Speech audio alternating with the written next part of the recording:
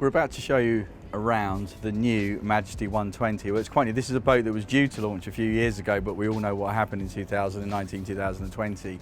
So this is the first chance we've had to have a look on board. There's a few things that I'm really interested in with this boat, not least of all that it's 120 feet, but it's 6 cabins. So is that like a 5 good cabins plus something else? How have they done that? Because most of the boats it's up against are only 5 cabins. So this is going to be an interesting review.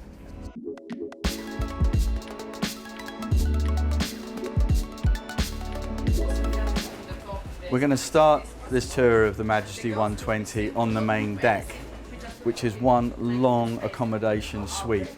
It's very impressive, and I think it really reflects just how good Majesty are getting on their finish. Come inside. In terms of the overall layout, it's fairly conventional. We've got seating to both sides. They haven't opted to go for freestanding furniture, for instance, but obviously there is space for it. But the level of finish, the confidence, you can feel it on board. So we have this surround of seating here, beautiful lighting, the finish to the deck head and the wooden trim running around. There's a real air of quality. And we're just going to come forward now past the pop-up television that will lower away out of sight. So we're just coming forward now into this dining area, and again, the size and indeed the quality of the table, but you can see large party around here. Now, this is a 6 cabin boat. A lot of the yachts in this range, it's competition if you like, of 5 cabin boats. This is 6. You're going to see a lot of spaces for 12 people as we walk around. 6 cabins, you need space for 12 guests. Also very useful for charter, of course. So we have panel deck. A lot of the finish, obviously, you can choose as the buyer, as the owner, but I think this shows a level of sophistication we've rarely seen from Majesty. Okay, so we're going to keep coming through. We're still on the main deck, remember. Coming through here, we have the central accommodation stairwell going up to the upper deck, going down to the below deck guest accommodation where there's 5 cabins. Going to come through here, and now we're into the actual full beam, or pretty much full beam, owner's main deck stateroom.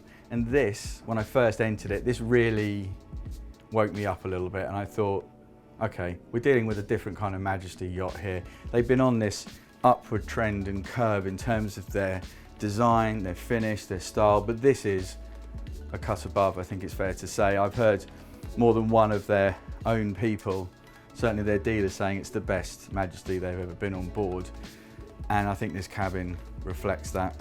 We're going to move forward now into the ensuite, right up in the bows where it traditionally would be. We have his and hers sink, we have the toilet compartment nicely spirited away over there on the starboard side, and a proper walk-in shower room there, huge window, but that will frost over, so you've got complete privacy.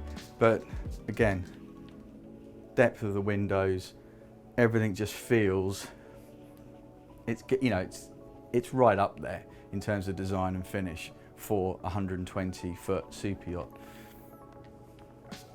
I think, looking at the lacquered finish here, again, the finish is going to be very much down to the owner, but it's the way that it's executed that's important, and it's executed very well.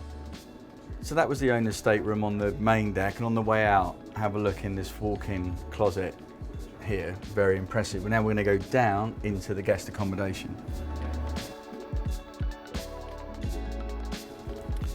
Welcome below decks. Let's say this is a 6 cabin boat. We have 5 guest cabins on this lower deck, and obviously there was the stateroom we just looked at. You've got 2 good double cabins behind you there, but I'm going to take you forward. We're going to go past these twin cabins, and now we find ourselves underneath that main deck stateroom that we just looked at. And what we have here is a true VIP, and there's a few reasons why it's a very good VIP. The first reason, which I think you can see, is just the amount of floor space we have between the entranceway and this berth. Space, boat builders like to fill up space to deliver some value for their buyers, of course, but the simple value and luxury of open space cannot be denied on a boat. It's a very rare thing. This boat has it. Again, the finish is excellent with this high gloss, the matte cabinetry, very hard to fault the fit and finish of this boat. So this VIP feel is extended into the ensuite we have here, and a really impressive walk-in wardrobe on that side. So that was the walk-in wardrobe.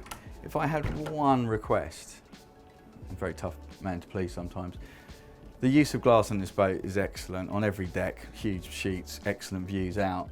Just wish they could have continued that window line forward a little bit. It just looks like a little bit sort of stunted there, and it obviously would open this cabin up a lot more. I appreciate, obviously, we're right up in the bows of the boat. This is a very structural area, so there's probably very good reasons why the windows don't go that much further forward, but if I had a wish.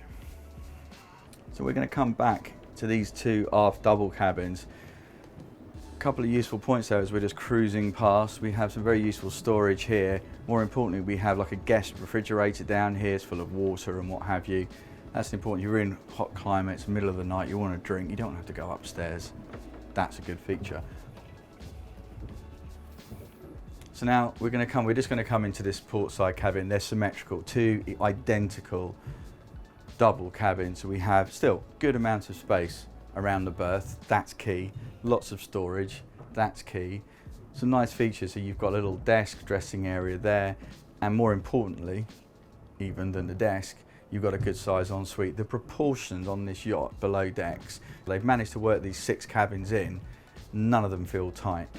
So we're now back on the main deck, and remember this is a tri-deck yacht, so we have 3 defined decks plus a lower accommodation deck. So now we're going to go on to the upper deck.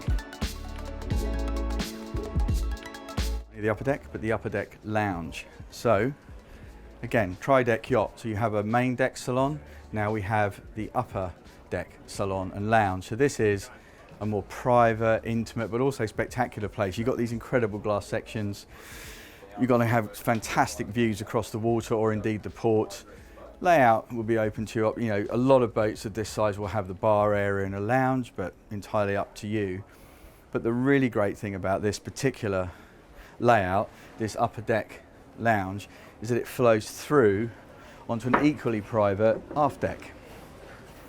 So like I say, the great thing about having an upper deck lounge is the way that it connects to, communicates with this aft deck lounge. You've got the inside-outside flow, and also we've got this great overhang here. So if you are dining out here, you've got an element of protection, an element of privacy, but you've also got that open aft deck. But you might not want it, because up here we have the sun deck. So if you're looking for outside space, this is where you come. So this is a proper sun deck. Yes, there is an overhang, but you'll want that because you want some shade, especially around the bar if you're going to have lunch or just to get out the sun for a while. But this is good. This is as good as I've ever seen a Majesty look. You've got the forward little spa pool there with the sun pads each side, all this lovely wash teak furniture, the bar, so much lounging space. This lovely detailing here in the hard top, inset lighting, and then in terms of the real essence of a sun deck, you've got the exposed forward area there we just looked at, and then you've got this.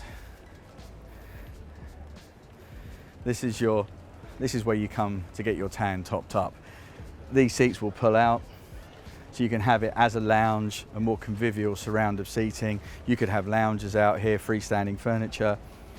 But this is good. It's really showing us where yacht design and building has come along. This boat's 120 feet. It wasn't that long ago where you really needed to go up, well, certainly a long way past 35, 40 meters, maybe getting to 50 or 60 meters to enjoy a sun deck of this size and this opulence. Other boats will do it as well, but I think it's just worth reminding ourselves that where modern yacht design is taking us, this is a fantastic sun deck. I've been on 80-meter boats that have got sun decks like this, you know.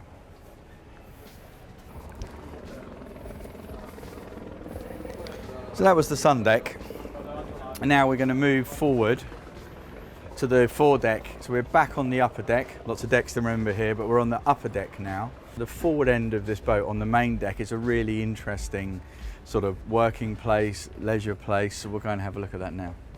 Okay, so here we are on this raised foredeck lounge. So we've got seating across here, these two high-low tables, so these will drop and you could obviously make up a sunbed, but why would you? Because you've got this vast sunbed here with these nice little flip-up headrests.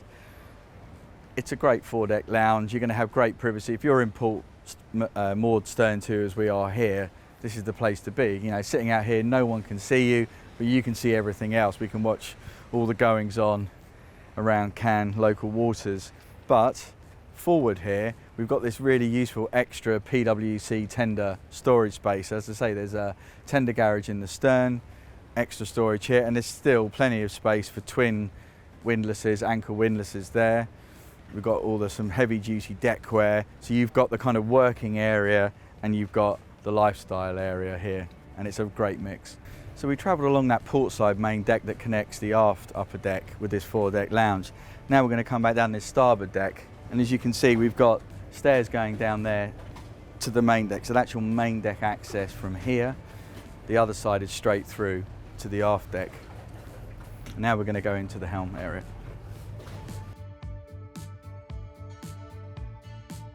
So the sun deck doesn't have a driving position, so this is the main area, and it's an excellent helm. You can see you've got really great wide sections of glass here. You've got a really good view forward.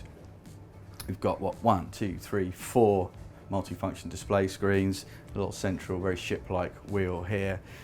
This boat will do, with its twin 2400 MTUs, this boat will do around about 22 knots, but it has a range of about 1600 nautical miles, which is more important, and that 1600 nautical miles will be at around 10 to 12 knots.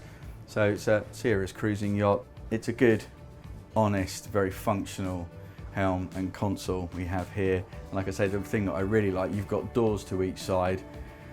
It's the access and the visibility, very easy to get in and out, and a great view forward. Okay, so that was the Helm Station. We're now going to head down to the crew quarters in the very stern of the yacht. Just before I go down the stairs, worth pointing out, we have a day head here on the upper deck and another day head on the main deck. Not the most glamorous of features, but a very, very useful one, and one that the guests will be appreciative of, I'm sure. So we're in here in the crew quarters. Importantly, we have a separate mess.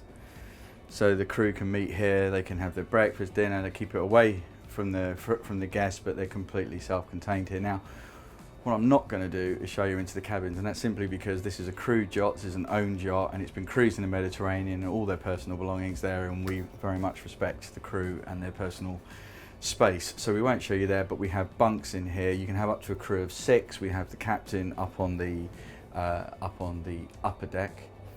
So the 4 crew down here. But what I am going to show you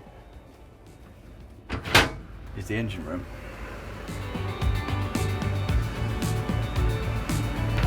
So if you can hear me, we've got the twin 80 kilowatt generators running there. We've got our 2,400 horsepower MTUs sitting here. So these are the things that are driving the yacht for around 22 knots. It's a great engine bay, I have to say, and I like being on engine bays for yachts that are being used. You know, you've got tools, you've got workbenches. This is a proper working yacht, but you can see it's kept beautifully. So if I can just point you over here, we have all that separate air conditioning we showed you for each cabin. That's all being run off these systems over here. On this side, we have a water maker, fresh water maker here. I think we're talking about 500 litres an hour that can produce. We've got excellent ventilation. 2 of the air conditioning systems there are purely for the engine room, so they can keep the temperature right down. And as we said before, a cool, well-ventilated engine room creates efficient performance for the boat, so that's all really good. But I'm just really impressed with how this boat's been kept. We have a hatch here out onto the tender garage. It's a really impressive engine bay.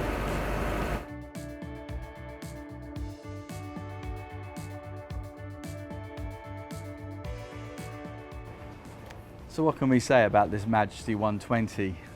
Well, as far as Majesty is concerned, this particular Middle Eastern builder, I think it's fair to say it's the best Majesty yet. It is beautifully finished, the design is excellent, there's a confidence, it just works incredibly well. been impressed from bow to stern across every deck. The proportions are excellent, and that really broadens the conversation out to the wider 120-foot market. This is a 6-cabin boat. That's rare. Not unique, but rare. But it's a 6-cabin boat that doesn't feel, it feels like it should be from a much larger vessel. The owner stateroom is huge. The forward VIP is excellent. Each of the other guest cabins, the 2 doubles and the 2 twins, are brilliant. It's where have they found the space? Well, one of the places they found the space, of course, is not having a beach club. So those double cabins can push that bit further aft. So you lose that aft beach club, which other boats in this class do have, so that aft waterside terrace. But obviously you've got the sun deck, you've got a great foredeck, and if you want cabins, if you travel with many guests, or if you're looking to charter your boat, then 6 cabins is an absolute winner. I really think Majesty have turned a corner with this 120, and I'm looking forward to seeing what they show us next.